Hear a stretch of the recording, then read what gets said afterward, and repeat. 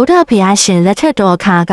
အိန္ဒိယပြည်ဝေတာလီမြို့သည်လွန်စွာစီကားတော်လဲတန်းပြည်အုပ်ချုပ်မှုသည်ရှုပ်ထွေးပွေလီလာသည့်လိပ်ဆောက်ဝီမင်းတို့၏ဝေတာလီပြည်၌လမ်းမများပေါ်တွင်တင်းနှင့်သာတို့ဖြင့်ဝေးကြိုင်လျက်ရှိသည့်ထိုမျိုး၏အစွန်ဖျားတရက်ဥယျာဉ်တစ်ခုတွင်မမွေးဖွားတင်သောကလေးငယ်တစ်ဦးကိုတွေ့ရှိခဲ့ရသည်ထိုကလေးသည်ဥယျာဉ်ဆောင်၏မြစ်တာနှင့်ဂယုဏဖြင့်ကြီးပြင်းလာခဲ့ပြီးသူမ၏နမိတ်မှာအမပါလီတရက်သီးနှင့်တရက်ဥယျာဉ်မှပေါက်ဖွားသူဟုအထိပ္ပယ်ရလေသည်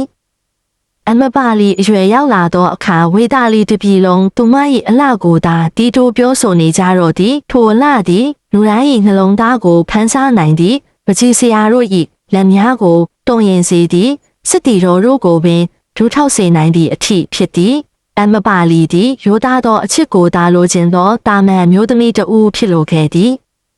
သို့တော်လည်းဝေတာလီပြည်၏ဖွဲ့စည်းပုံကထိုတို့ဖြစ်ခွင့်မပေးခဲ့ပေထိုခေတ်ခါကအုပ်ချုပ်သူလိပ်ဆက်ဝီမင်းတို့၏ဥပဒေအရအကယ်၍အမျိုးသမီးတဦးသည်မျိုးရဲရှိအမျိုးသမီးအားလုံးထက်လှပလွန်းနေပါကညီသည့်ယောက်ျားတဦးတယောက်တည်းကမျှပိုင်ဆိုင်ခွင့်မရှိစေရန်တားမြစ်ထားသည်အဘဲကြောင့်ဆိုသောသူမ၏အလားကြောင့်မင်းသားများနှင့်တထေးများအကြားပရိပခဖြစ်ပွားပြီးတိုင်းပြည်ပြိုလဲမည်ကိုစိုးရိမ်သောကြောင့်ဖြစ်သည်ထို့ကြောင့်ဝေတာလီမင်းတို့သည်ခက်ခဲသောဆုံးဖြတ်ချက်ကိုချမှတ်ခဲ့ကြ၏အမပါလီသည်ရိုးရိုးတာမန်မြ